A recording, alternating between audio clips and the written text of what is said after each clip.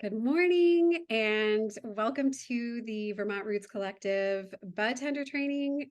We have with us today Dan Primmer, our featured grower from 1791, Star Cannabis.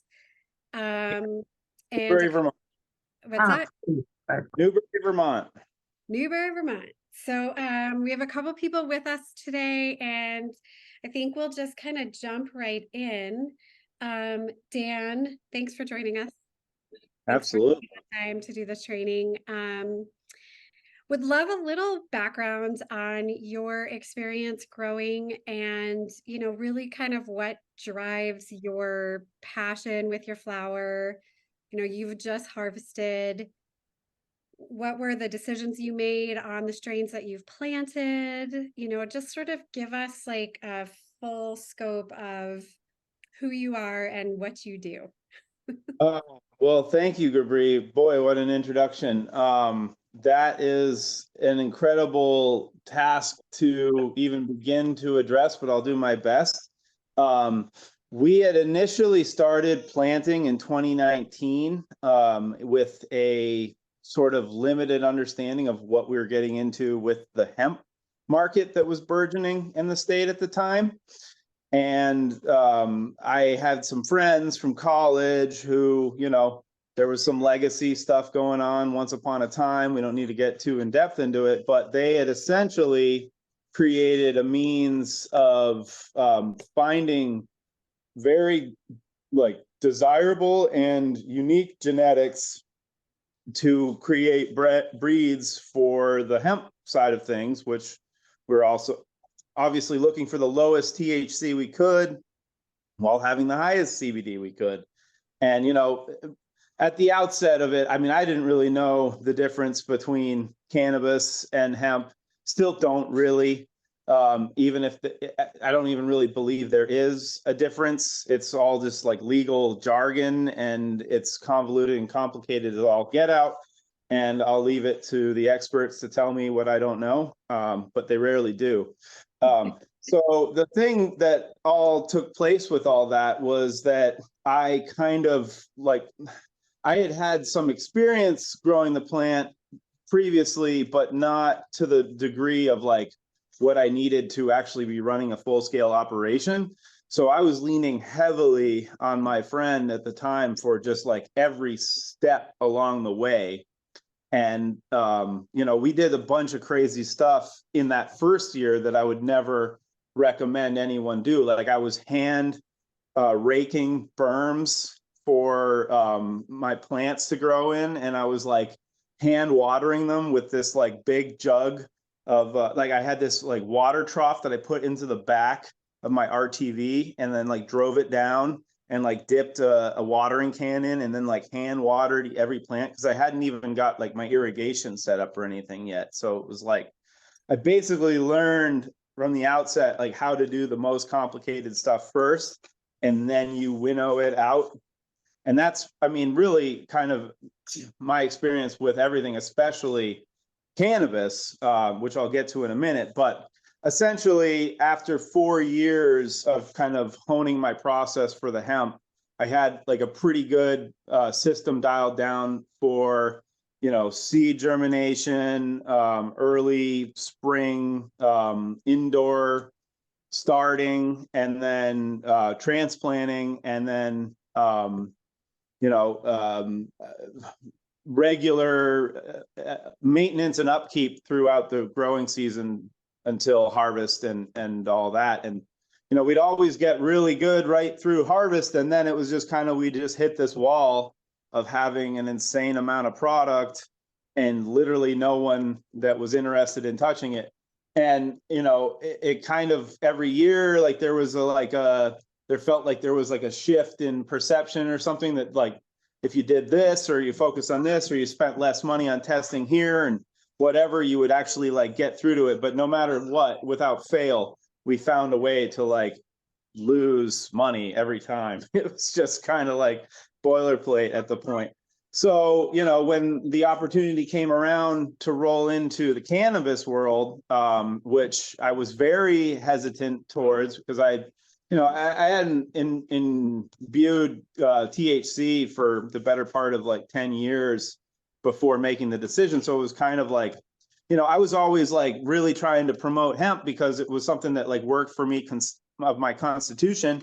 And, I thought it was like this revolutionary thing where like a lot of people I knew like didn't like getting really inebriated and intoxicated from cannabis, but they liked the enjoyment of consuming cannabis. So it was just kind of like a perfect thing, but like for whatever reason, I don't know if it was like too good to be true or something, but people would like just not buy it that like that you could enjoy cannabis and not get high in the same breath. No pun intended. Um, so essentially, with that understanding that like I was just not going, no matter how hard I tried to like condense or find the angle or whatever, it was just going to be a fool's errand. I kind of reluctantly fell into the understanding that, some level of cannabis THC side was necessary to continue the whole thing along. And, when I first met Ryan and Gabri, it was just kind of like they were like all in on my hemp dreams, which was crazy because it had been like years since anybody had ever spoken seriously about hemp, to me in a sentence. And so I thought that they were kind of pulling my leg at first, but then like it actually came to pass that it seemed like there was some space there. But we again kind of had to make a decision at the outset, like, are we going to continue to grow CBD hemp legally through the federal government and all the things that entails? Or are we going to like do something completely radical and completely switch the game up and do this thing that almost everybody else that had been in hemp up to that point was already doing and had been planning on for years? And I was the one guy that was like, nah, hemp's great, let's stick with it, boy. So once I made that decision, I was still kind of like of the mind that I was going to do like a 50-50 crop with like half CBD, my Honolulu Haze genetics, and the other half like THC stuff. And that notion quickly got displaced when I realized just like how much potential loss I would be taking on in that by trying to like stick to the hemp template, spending all this extra money to get licensed and then not having nearly enough product at the end to justify it all. So that was the time where we had to like seriously revisit like what our growing strategy was going to be. And it wasn't until NECAN that I realized just like, how kind of like out of sorts I was, because like I've been growing one cultivar and a cultivar for those that don't know is essentially the scientific way of saying strain. It just delineates a differentiation in a particular cannabis plant. So, I was growing multiple cultivars my first year in the hemp world. And then again, the second year, because I joined with some people that were creating genetics and we were trying to test out a big hemp run. And then like, no one realized just how huge the testing costs were going to be in that. So from there on, I only grew one strain, one cultivar per season, so that I only had one bill of testing to commit to. And even with the zero amount of money that I was making on hemp, that one strain was still like quite a bit of load in testing costs. Nothing compared to cannabis, mind you, because it's a whole different thing. But still, it was expensive and got me kind of really jaded on the whole testing thing in general, which I understand. They have to make their money too. There's no getting around it, but it is like it's an enormous cost. Can't be overstated just how expensive testing costs are. And like if someone brings you 10 strains to your dispensary, pay attention to those 10 strains, because there is a reason why they paid $500 per cultivar to have results on those strains. They're idiots if they're not paying attention to what it is that they're getting tested. And it's a really difficult thing because like you get something that comes back with a low testing round, a low percentage, given the current market, that's essentially not going to be something that enters into the market stream. So now you have to like eat the cost of that test and try to figure out how to bring that, you know, not wasted product, but that like quote unquote subpar product to market and not invest any more money into it till you know where it's going to go. And that's a hard thing too, because you want your entire harvest to be done as quickly as possible. So essentially, sorry. I'm gonna jump in really quick Yep. because what I would really love to understand more is about the choices that you've made, about the strains that you have grown, your cultivars, and just kind of what makes 1791 unique, and then also to really talk about the privateer blend and just kind of where, let's talk a little bit more specifically about your flower. Okay, great. Well, so like in selecting these strains, when I had to like essentially cancel 50% of my crop, which was going to be Honolulu Haze, I had to then all of a sudden like figure out how to get as much quality in a 1 second of time that I could to then mobilize all the efforts that it takes, because you know the growing season is so breakneck and everybody is buying clones all the time, so like you really only have so much selection that you can get in a short period of time. So like I was really fortunate to have a good amount of people that have really dependable stuff, and I kind of took their trust on what they had and what their word was, and then just made my decisions with that. So I had met this guy in Nican in the earlier season of 2022. His name's Wade from Blue Bloods Grow. Really knowledgeable legacy grower out of northern Massachusetts. And so like I relied heavily on a lot of his seed stock, which I didn't realize at the time was not feminized seed. And I have a whole bunch of opinions about feminized seed now just from working with him. And I'm really glad that I didn't use feminized seed. I won't use feminized seed going forward, because I do believe that if we're like going to be this whole like intentional grower market thing, that we should actually like take the principles of genetic engineering seriously and think about how that applies to this crop, this plant that we all talk about as this sacred thing. And yet we're like doing the most crazy, debilitating things to the cellular structure of the plant to like convert it into a female. And I think that that only has ramifications in the negative line, and that, you know, we're going to lose our abundance if we stop having like naturally forming seed varieties. So I used Wade's Durban 592, which is a cross of P592 and Black Durban.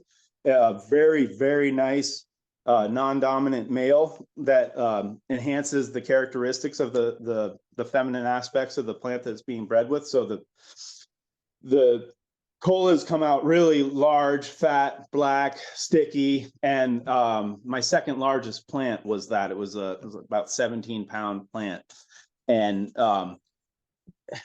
I think there's like a lot to be said about the ways in which things are grown. I'm a very like holistic minded person in that I want it to be grown in the way that it would grow in the wild, you know, obviously without like regular feeding and drip line irrigation. But you know, it's essentially it's in the soil, so the roots have no restrictions; they can grow as much as they want, and it's in the open air, and it's getting rain and all that sort of stuff. You know, I'm obviously going to try to evolve in the future so that I do have enclosed stuff as well. But I think there's something to be said about like a fully outdoor, naturally grown, sun-grown, in-ground plant. And so like the Black Durban was phenomenal. I got a lot of clone stuff as well. So I got some really nice Hella Jelly clones. I got some really nice NYC Diesel clones, some Super Silver Haze.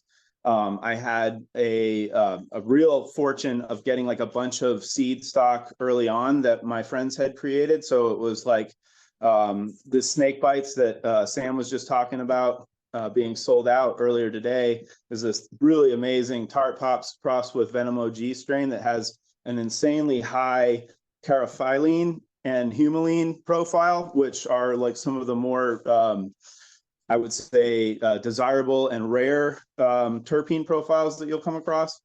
And, tests pretty good. It's like 17.5% or more, so it's like in the range. But the Hella Jelly we're really excited about. We've got 24% coming off of that. And then the Valdez, which is an ancient OG crossed with Oil Spill, who I got from my real good friend up at Flower First in Topsom, Vermont. That's like a 19%. I don't have pesticides on those yet, so they're not available for market, but I have some examples of those I can show too. But yeah, I mean, it basically, like, I went overboard on biodiversity, if you will, and my checkbook's going to reflect that because of the testing costs. But I think ultimately, because people are the way that they are, they always want more new, different stuff. So there's a tendency to want to go homogenized monoculture route because it's going to be a lot less in testing. But then, you're dealing with all of the constraints of like one thing coming in simultaneously, finishing, needing to have the space and the effort to cure and harvest it. And that, I think, could be really problematic. Does that answer the question? Yeah, that's awesome. And I would love for you to talk about THC percentages from the perspective of, right now in the market, there's a very big push for high percentages of THC. And, understandably, that's the first thing that I think people go to when they're looking to purchase their flower. We know on the back end side of that the THC percentage is not always reflective of the feeling that you're going to have when you consume that cannabis. But I'd love your perspective on THC percentages and where stores in particular can look at and do things to try to help support the flower, and not see the flower as a lesser quality flower because it's got a lower percentage of THC. So I'd love your perspective on that. It's a really great question, and I appreciate it. So when we started the Privateer Mark High Tide Flood Relief Blend, it was essentially a way of creating value out of our CBD products that, aren't seeing the return that we'd like them for. So we partnered with Flower First. I mentioned them earlier, and we have their Verminter crossed with the Honolulu Haze, and it's a 2.5. Trying to get it in the camera. 2.5 half gram 5-pack. So you have like half gram per dog walker, as they call them, and I've actually had people seek me out to tell them that this product has revolutionized their life because they've been looking for so long for something that gets them the emotional and physiological relaxation and clarity that they've been seeking without the overabundance of intoxication. And it's like such a fulfilling conversation to have that with somebody and be like, this is exactly the people that I was like thinking about when I created this. But then simultaneously to not know if there's going to be a means to continue this for those people because the market is so driven on like incalculably high THC percentages that like it kind of edges out all this really good flower that, it just doesn't test as high, and like, I think personally, I feel like that the perpetual distilling and extracting of like high volumes of THC and then like the condensed, what that's doing to the customer base is it's entraining their receptors to be just so overstimulated with THC that when they try something that has a lower footprint, it doesn't register because their receptors are already maxed out. So of course they only want the highest top stuff because it's the only thing that's going to give them that same firing that they did earlier on. So if you can encourage people to step down their consumption, their tolerance will then diminish as well. And then like a 15 or 14% flower should have the same effect as a 24% flower or a 28% flower, because they've given their body time to recalibrate and not be so susceptible to what they've already imprinted. But how do you have that conversation with somebody that's, just trying to do a quick, fast thing? I don't know. That's a real, and like, I don't know what the ramifications of like, clearly you're not doctors, so can you stand there and talk about people's endocannabinoid receptor system? I mean, yes, you can do anything because it's technically a federally illegal thing that we're doing anyway, but I don't know. So, figure that one out. But I just think it's ultimately really necessary to see the plant as a whole plant and to look at it from a holistic perspective and to look at the like constant synthesizing and extracting to the like most high degree as actually detrimental to the overall well-being of the market. Just a thought. So Tanner, I would love to know if you guys have any specific questions about, 1791 or, flower in general and kind of what you guys do at your store when it comes to discussing THC percentages with your customers.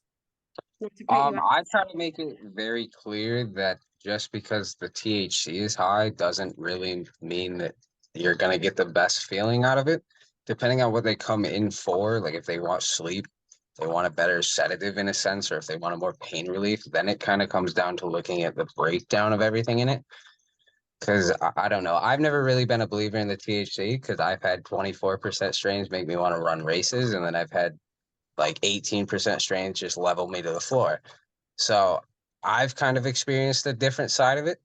However, I do understand where he's coming from, where people tend to just want the higher percentage. Because we had one specifically that was a great deal higher than most of the other strains, and everybody loved it. However, I didn't find that one to be my favorite in any sense because I don't know, it wasn't really the feeling I was going for. Because it's on a higher percentage THC is usually found more in sativas, correct? Mm, So more no. headstrong highs. Yeah. Not necessarily. Not necessarily. Okay. Me as hi, how are you? This is everyone? Lou. She's Hi. another bud tender here. Yeah, I'm Hi. very new at this, by the way. So I have my point of view as a patient too, because I'm in the program as a patient. I have fibromyalgia. So I am looking um and different things, not just the high percentage all the time, but it has to be high since I've been on a treatment for a long time to kind of get the best benefits of it. So yeah, depends on what people's looking for, but we have a little bit of both, right? Yeah. So, So what do you guys need as bud tenders? I would love to understand more about what your needs are when you are bringing flower in or when you are mhm. dealing specifically with the growers, not as much as the Gotcha. consumers, but what are the pieces of information that you guys need that you're specifically looking for to help you do a better job selling that particular flower to the customers and that are seeking a specific thing? Well, right now, what we consider in our dispensary, well, in general, I think as much information about the product that you can provide to us because we have so much variety of clients with so many different questions and they focus on different things. Some of them are focusing in, like how many terpenes are in there, what are the, specifics and volumes and all this. And sometimes our information is pretty limited. We just can tell them it's more like an 80-20, you know, something like that. It doesn't really please the client too much. Like, what does that mean? An 80-20 what? That's what I sense from the client, let's say. That's my example. So more information, as many information we have from the product will give us more chance to be more specific and help more and sell more even though, because, like I can give you an example, like this weekend. The I have, terpene test would be helpful. yeah, the terpene test will be perfect. So I have a gentleman that came and he was looking for edibles, but he wanted a sativa specific because he was scared to be in the couch at the end after he had the edible, right? um, but it was very hard with the products we have at the moment because we did not have really something. What we have was in that, like, it's 70, might be, it's a 50-50, so we can't. And then I could see it on his face. He wanted a lot more information than that, and I didn't have it with me Are you because, talking the orange creams? yeah, the orange creams. So we have this one thing of edibles. They're orange cream edibles gummies from Mad River. And all they really kind of give us for info on it is that it's made with a hash rosin, so a solventless hash rosin, and that it tastes like orange cream. Outside of even scanning it, they give you the test for, metals and pesticides and all that round, but they have nothing on the container itself to explain if it's going to be a more relaxed feeling, if it'll be a little bit more uplifting in a sense. So it's kind of hard with those ones specific. I'm trying to think of a few that were really good. Moksha did a good job just because they had it printed on the side of it. They said this will give you like a calm and balanced kind of feeling at the end of it. So as for information, I would say is kind of the thing that lacks the most. And I now understand why, because I hear it's quite costly. So I do understand, but there's some people that just really want to know everything about what they're getting. And I do understand that to a very valid extent. And it's just harder on us when we don't have all the info they're looking for. And there's always this thing called winging it, but I hate winging it, especially with this, because I hate to give somebody not what they're looking for or what they're searching for. And in our community, we are getting people like looking for things very specific. They come with this idea, this is what I want, or this is what I'm looking for. And yeah, information is limited, so we have more generalized. Like that'll help a lot. If I could interject there, that's really great feedback. And you don't mind, Gabri. I think there's like a very high bar for entry for this because imagine you were like selling beer behind a bar and somebody came in and they were like, tell me exactly how this is going to make me feel. Yeah. You don't have any idea what the chemical balance inside that person's body is.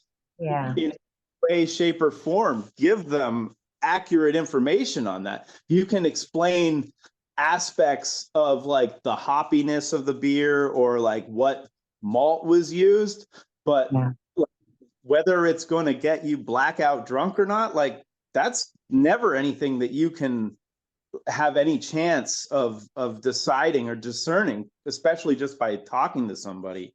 So like, I think it's really important that when you're faced with those questions that you kind of rely more on like what you know about cannabis, which is that no one really knows about it because it's in the most infant stage it could possibly be. And there's so much misinformation that just gets peddled around that like kind of stating the fact that like we're still as an industry learning about this plant is probably the best thing you could do in a situation. And then it'll show to that customer that like, hey, I'm trying to learn as much about this as there is, but there's such limited information. I just read a study 2 days ago about how terpenes might not even be the primary decider in what you're smelling when you smell the plant, that it actually might be a combination of flavonoids and canosulfates that's having the dramatic experience of smelling cannabis. So you start talking to people about flavonoids and canosulfates. They've never heard of them before. All of a sudden, you are an epic god of information about cannabis, and they have now just been completely dismantled in all of their understandings about sativa and indica and hybrid and whatever. And you basically tell them like, hey, I've tried this one. I like it a lot. It's kind of relaxing for me, but you know, it might not be that way for you. But it's a pretty good blend. It smells nice. It's a nice price point. You know, tell me what you think. If you don't like it, we've probably got something else that you will. I think as much like deflecting of like raw actual information about a strain as you can do to a person's expectations of what it is they're trying to get will be your best defense at like saying something that's inaccurate or not coming off like you don't have the best grasp of your field, because quite honestly, no one knows. Well, and it's a really interesting thing also because cannabis is viewed primarily as medicine. And when we think about all of the prescriptions and all of the pharmaceuticals that are out on the market, they started from plant-based, it started as plant-based medicine. And when you look at, you know, when you're watching TV and pretty much the only commercials that are on TV anymore are pharmaceutical ads, and you listen to the 5,000 different side effects that could potentially happen, they know that because, you know, they're federally funded, they're doing research on all of these things. But what I take from that is there is not one single person that's going to take this that's going to have the same experience that I have. And because of the federal funding behind the research, they're able to say, well, be sure to make sure about these side effects. And then it's like, blah, blah, blah, blah, like 5,000 side effects that I'm like, why would anybody want to take that anyway? It's the same thing in a different form. You know, if people are seeking cannabis as medicine, which I think many people are, we have to sort of come at it from that same perspective that we're not, although we're not able to necessarily have those federally funded research pinpoints, we still know that every single body, and you know, to Dan's point, every single body, not person, but every single physical body is going to metabolize things differently. So we don't know what the side effects might be. We don't know if an indica is going to actually give somebody energy as opposed to a sativa putting them in the couch. And, you know, even just the misconception behind sativa and indica, you know, they're just grown in different places. They're not necessarily different kinds of plants that have those kinds of results. So it's just it's an interesting thing. And as bud tenders, I definitely appreciate that you're here and wanting to learn more, because I think at the end of the day, you guys and your jobs are so very complicated and underrepresented because you are the connection. You're like the nurses, you know, like you are the connection to the consumer, and you guys are the ones that really are impacting people's lives on a much bigger scale. So, you know, it's awesome that you're here and wanting to learn. Well, thank you for having us. Yeah, Yeah. thanks. So anybody have any other questions? So far, I'm good. I would love to keep on listening. So I'm taking my notes. And if we have any questions at the end, I'll ask. Thanks. Are we at the end? Yeah. I Oh think my goodness, I was ready to keep on listening. I was so excited. Okay, never mind. we reached that point for sure. Just in you know, an effort to honor everyone's time today. But it's great. You guys at Green Mountain Cannabis, you know, you've got our contact information. So if you do have questions, feel free to reach out with anything, anytime. I mean, even if it's not specific to a product we carry or whatever the case is, you know, we're always happy to help find answers to questions that you have. Dan, anything else you want to add? Yeah, I mean, I'm just thinking a little more, again, thank you so much for joining us and sharing your perspective. I think it's really, you're like Gabri said, you're in the most unique situation where, like, me personally, I cannot sell this to customers, which is like kind of difficult for me because that I feel is like my natural ability is to sell this. So like my customers are the dispensaries. And so I'm like, I have to like constantly be sharing and imparting like my know-how to you. But I think it's really important that you present yourself as knowledgeable as you are about it, but as like willing to learn as you can be, because like I was saying earlier, it's going to be evolving so regularly that like it's not your fault to not have all the information, and anybody that has it all made up, again, like there's no way to conclusively state anything that doesn't have conclusive test results behind it.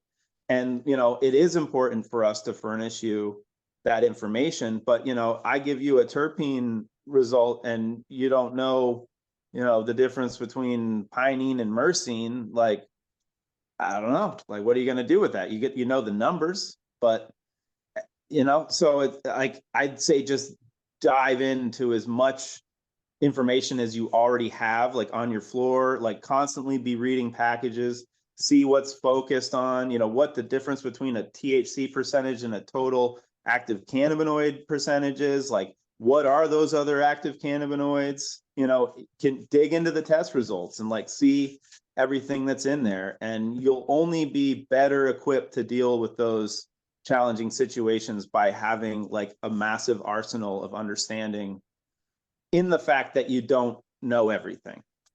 Right. Yeah. So my only thing, and I'm not saying you specifically, do not get me wrong. In general, there's a few of them that won't even send like a terpene result. They'll just send like a potency test. So then even like the people that come in with the knowledge of the terpenes searching for this or that because of their past results with it, we can't even help them with that info because there's some of the growers that don't even send us the terpene And sheet. that's what I meant. Yeah, at the beginning. It's a little limited, but we're trying our best.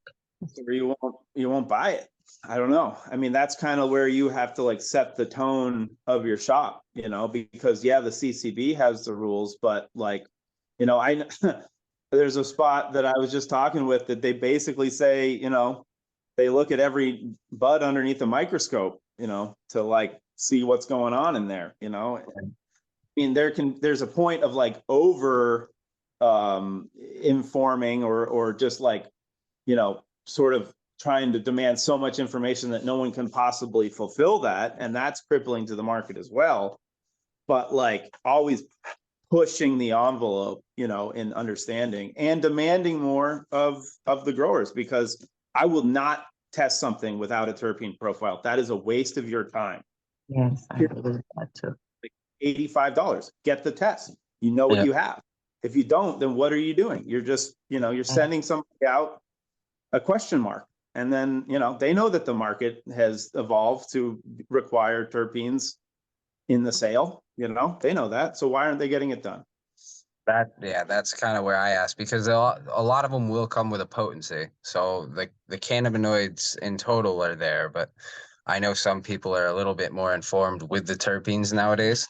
So they know in their minds, like what smells and aromas to look for and what that would entail. But then there's just some of the growers that don't put it out there. So it makes our life a little bit more difficult. Yeah, and I have the 2 points of views because I'm a bartender and I'm also the one who come to a place and buy, and then let's say because of this certain terpenes throughout the whole time, I find out that they help me myself, but so I'm really looking for these terpenes when I'm looking for what to buy in high volumes, the highest volume. in the plant that I'm buying. Depends on the results I want. Because again, it's been a long road. And then I find the same in here, but on the other side of, there's somebody coming looking for specific, sometimes, not all the time, terpenes that they wanted to find in the plant. And we don't have that information. I feel limited a lot, sometimes a lot. And as I said, that's nothing against you, because I'm, as you just stated, you do it with everything, as I think should be done. But there is the few that don't go the extra mile in a And- sense for that.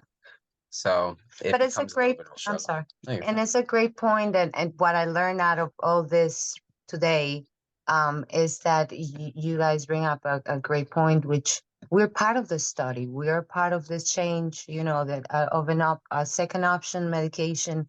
We're not as supportive, like, like there's not big, that Funding. There's funding not for as much this, funding. but we are part of like the reason that we get in somebody trying to buy our product, like they're helping us to, we're part of this community to make it at some point to where we can get more answers, more specifics, like the pharmaceutical, they can give us more information, So that's a good way to kind of address it, like we're part of that change, positive change. So with that. That's great. That Yeah. is that's a great note to end on, and I really do appreciate everyone's time. Dan, thank you. 1791 Star Cannabis. Where can we learn more about you if we want to, for the people that aren't part of this training in the ether? How can they find you?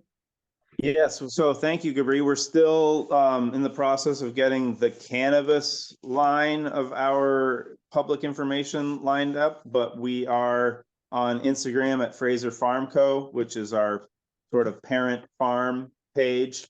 And so we have stuff on there, and 1791starhemp.com has our, our old hemp profiles and everything on it. But we are in you can try the High Tide blend right now from True 802, Winooski Organics, Capital Cannabis, Devil's Den, Tea House, Cambridge Cannabis has it, TMM down in Southern Springfield has it. So we're pretty spread out. Zen Barn Farms has it. And our snake bites blend just started hitting shelves in True 802 and Silver Therapeutics, and apparently Theory put in an order today. So the flower is out there. It's kind of like a treasure hunt, and we're going to be, when we release the Captain's Reserve, which is our jarred hemp line or jarred cannabis line, we'll be trying to have some fun little treasure map thing go with it that people can find all the locations and stuff. So but you can always email me, Dan at 1791starhemp.com, if you want more questions answered, test results, learn more about like behind the scenes with cultivation. There's a lot. 79. I'm sorry, can you say it again, Dan? My email, Mm-hmm. Dan at 1791starhemp.com. Okay. Thank you very much for your time today. We appreciate you guys a lot. Thanks. Thanks, everybody. Thank you so much. This was great. We look forward to seeing you guys next week. Thanks. Will do. Thank you. Enjoy. Bye-bye.